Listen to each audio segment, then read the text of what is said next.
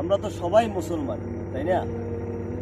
কিন্তু একটা বিষয় কি, যে আসলে আমরা প্রতিনিয়তই আল্লাহ তাআলার সাথে নাফরমানি করতেছি, কিন্তু আমাদের রব কতই না দয়াময়।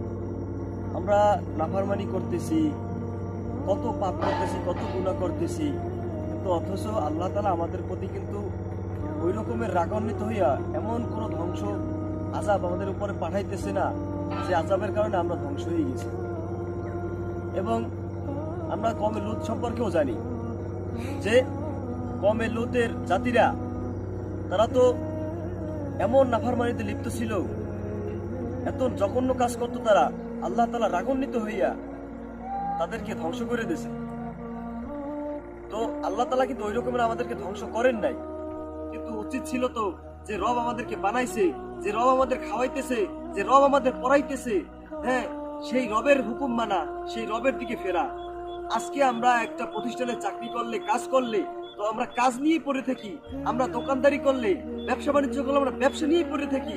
অথচ মসজিদে ইমাম সাহেব ডাকতেছে, হাইয়া আলাস সালাহ, আসো নামাজের জন্য আসো। তো অথচ আমরা আল্লাহ তাআলার ওই ডাকে সাড়া দেই না। আমরা আমাদের ব্যবসাকেই বেশি প্রাধান্য দিছি, আমরা আমাদের চায়ের দোকানকেই বেশি প্রাধান্য দিছি, আমরা আমাদের ওই চাকরিকেই বেশি প্রাধান্য দিছি। অথচ আল্লাহ তাআলা আযানের শুরুতেই মুয়াজ্জিমের দ্বারা বলা আল্লাহু আকবার, যে আল্লাহ তাআলা সবচেয়ে বড়। আল্লাহ তাআলা পৃথিবীতে যা কিছু আছে সবচেয়ে বড়, আকাশ বাতাস চন্দ্র সূর্য গ্রহ নক্ষত্র আসমান জমিন সবকিছুর চাইতে আল্লাহ তাআলা বড়। তো কিন্তু তারপরও হে মুসলমান জাতি, হে মানুষগণ, তোমরা আল্লাহ তাআলার ডাকে সাড়া দিচ্ছ না। কারণ আল্লাহ তাআলা বলতেছে আমি বড়, কিন্তু তুমি দেখাইতেছো যে তোমার মালিক, কাজের প্রতিষ্ঠানের মালিক বড়। কারণ তুমি যদি ওই প্রতিষ্ঠানের কাজ ছেড়ে নামাজের টাইমে নামাজে আসো, তো তুমি ভাববা কি, যা হয়তো ওই মালিক আমাকে কাজ থেকে বের করে দিতে পারে, ওই মালিক আমাকে আর কোনো কাজ দিবে না, আমি কাজ ছাড়া অসহায় হয়ে যাব, আমার সংসার ধ্বংস হয়ে যাবে, আমি না খেয়ে থাকবো। অথচ রিজিকের মালিক দেখ আল্লাহ তাআলাই, তোমার এই কাজের ব্যবস্থাও আল্লাহ তাআলাই করে দিয়েছিলেন। কিন্তু তোমরা, আমরা এই মানুষ, আমরা মুসলমানরা এগুলো বুঝতেছি না। এগুলো আমাদের খুবই ব্যর্থতা এবং আমাদের খুবই এখানে গাফলতি কাজ করতেছে।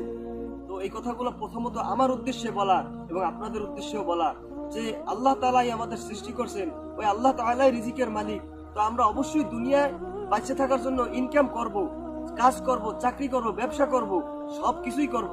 কিন্তু সবকিছুর পাশাপাশি যখন আমার রব আল্লাহ তাআলা মুয়াজ্জিমের দ্বারা ডাকায় আল্লাহু আকবার, আল্লাহু আকবার, আল্লাহ সবচেয়ে বড়, আল্লাহ সবচেয়ে বড়, তো আল্লাহ সবচেয়ে বড় এই কথাকে স্মরণ রাখিয়া দুনিয়ার সবকিছু ছোট, সবকিছু নগণ্য, সবকিছু জঘন্য, তো আমার রবি